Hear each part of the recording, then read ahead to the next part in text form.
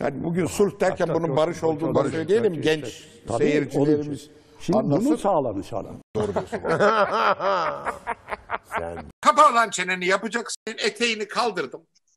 Kıçına bir tokat attım. Komutanım. Ya ben bir şey bilmiyorum, ben yapamam biraz ha. Bir seks sorunun ol. Bir seks sorunun ol. Bir seks sorunun ol.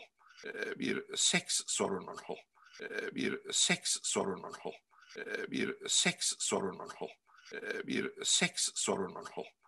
Bir seks sorunun ol. Dolayısıyla ben Tesla olmak isterdim.